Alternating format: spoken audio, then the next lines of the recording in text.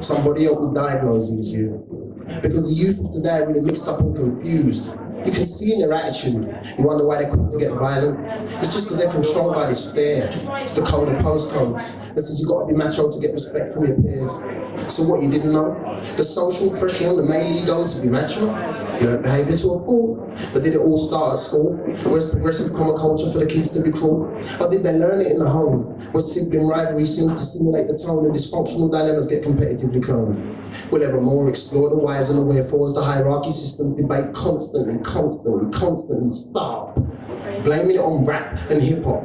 It's the parents, it's the family, it's the media, no, it's TV, it's the drugs, the alcohol, the social depravity. It's something in the water maybe. It's them Terminator movies, no, it's PlayStation 3. And maybe play a small part equally.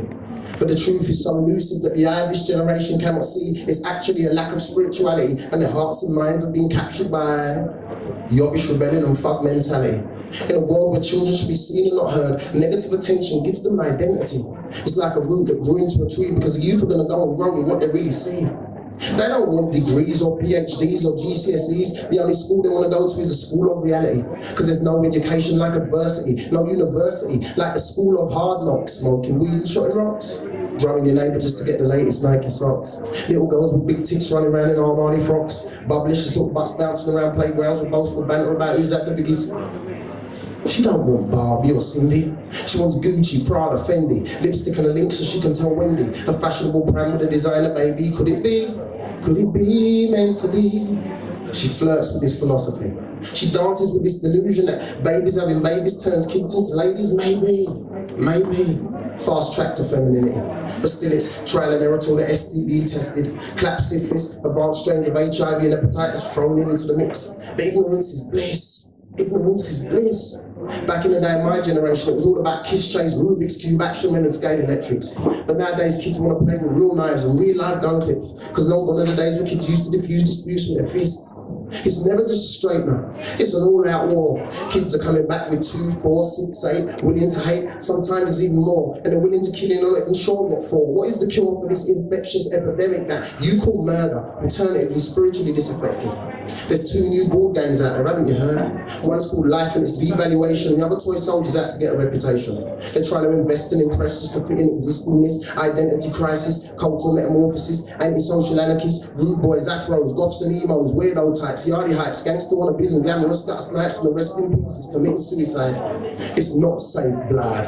It's not alright. You're arrogant and rude with no gratitude, self-pity has fallen at it hard done by harping on and honing, hooding, resemblant, ungratefully groaning. Because you grew up in the ghetto. Yo, you ought to get on a plane and travel to Africa and watch little kids walk 8 miles to get some water. Living in a shack with no shoes and no food, walking so far to school your feet are bleeding black and blue. Now that's ghetto. That's ghetto. Come mix, mingle, magnify, and memorize and multiply the men and women mourning for their myriads of kids dying of malaria. Adolescent babies babysitting adults with AIDS, was trying to raise their family, wishing they was in the grave. Deprived, depraved, and economically enslaved. That's ghetto. That's proper ghetto. Pitiful picnics put things into perspective. I'm nice perplexed to correct this because everybody's confused about the breakthrough. There ain't no quick fix route. What's the point of saluting a solution for which there's never going to be plain sailing because it's obvious and apparent that human resources are failing? Is there a God out there? I swear to God there better be. It's going to take a miraculous higher source to restore them to sanity. The crux of the calamity is not the most misunderstood phrase of modern society, parental responsibility. Parental responsibility can also be deemed as the ability to recognize that you did your level best to raise them properly but didn't succeed. Let go with love, let it be. Not resentful, remorseful, angry or guilty. It's their journey, their culture, their destiny. Would you want to be a parent or a control freak?